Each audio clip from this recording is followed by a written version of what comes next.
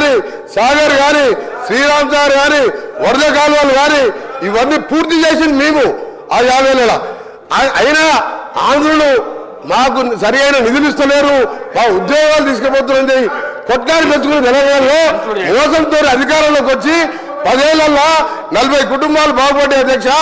వీళ్ళు అంటారు కరెంట్ ఇచ్చిరు నీళ్ళు ఇచ్చిరు అని. ఏమి ఇయ్యలే అధ్యక్ష, ఏమి ఇయ్యలే.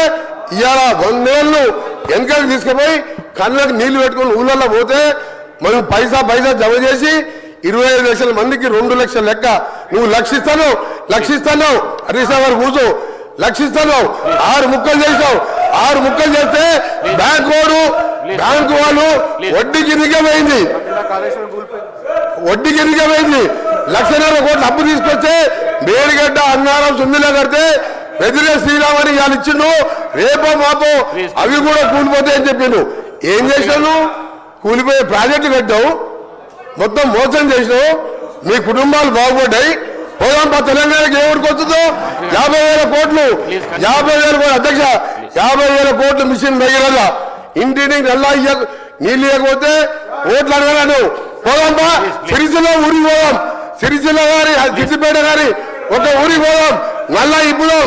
నీళ్ళు వచ్చినాయంటే మళ్ళీసారి మేము ఓట్లు అడిగాం. ఒక్క దగ్గర లేదబ్బా 50,000 కోట్లు తినేసిండు. మిషన్ భగీరథ మీద 50,000 కోట్లు తినేసిండు. తినుడు తప్ప అన్ని తిని ఇవాళ సంవత్సరంలో నేను దారులు పెరగాలంటే నేషనల్ క్రైమ్ రికార్డ్ అధ్యక్ష ఒక నిమిషం చివరిగా లాస్ట్ పాయింట్ గౌరవ సభ్యులు కేటీఆర్ గారికి నేను చెప్తున్నా, హరీష్ రావు గారికి నేను సమాధానం చెప్తలేను. వారికి మాట్లాడే హక్కు లేదు. ఆయన డిప్యూటీ లీడర్ కాదు, ఆయన సిఆర్పి సెక్రటరీ కాదు, ఒక ఎమ్మెల్యే. ఆయన చెప్తున్నాను ప్రశ్న సబ్జెక్ట్ మాట్లాడుతున్న కేటీఆర్ గారికి నేను సమాధానం చెప్తున్నా. నేను ఒకటే చెప్తున్నా, క్రైమ్ రికార్డు చేయండి. ఆత్మహత్యలు 2013 వరకు ఎందుకుంటే 2024 ఈ రోజు మా 1 సంవత్సర కాలంలో తగ్గినాయా లేదా నేషనల్ క్రైమ్ రికార్డు తెప్పిద్దాం.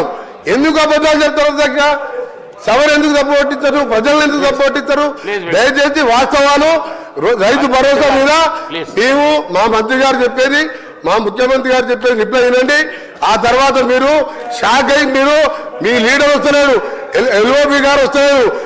వచ్చే సెషన్కి వెళ్ళి మీరు ఎవరు కూడా సభకు రారు. మంత్రి గారు గౌరవ సభ్యులకి వినమ్రపూర్వకమైనటువంటి విజ్ఞప్తి. ఇది ఆయన గారికే చెప్తున్నా, అందరు సభ్యులకి చెప్తున్నా. అందరు సభ్యులంటే ఆయన ఉండడండి, ఆయన కూడా ఉంటాడు కదా. ఇది కేవలం రైతు భరోసా మీద గౌరవ సభ్యుల యొక్క సూచనలు. ఈ పథకం భవిష్యత్తులో ఏ రకంగా అమలు చేయాలనే విషయం మీద చర్చ జరుగుతుంది.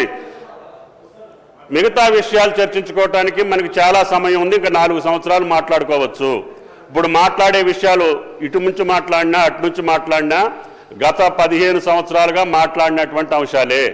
తెలంగాణ రాకముందు ఉన్నటువంటి పరిస్థితి తెలంగాణ ప్రజలకు తెలుసు, వచ్చిన తర్వాత జరిగినటువంటి పరిస్థితులు కూడా తెలంగాణ ప్రజలకు తెలుసు.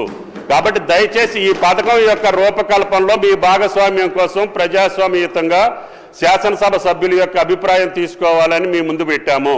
దయచేసి ఆ పథకం యొక్క రూపకల్పనలో మీ యొక్క అమూల్యమైన సూచనలు ఇవ్వమని చెప్పే ప్రార్థన. గౌరవనీయులు తుమ్మల నాగేశ్వరరావు గారంటే మాకు చాలా గౌరవం. వారి మాటలతో నేను సంపూర్ణంగా ఏకీభవిస్తా ఉన్నాను. ఈ చర్చ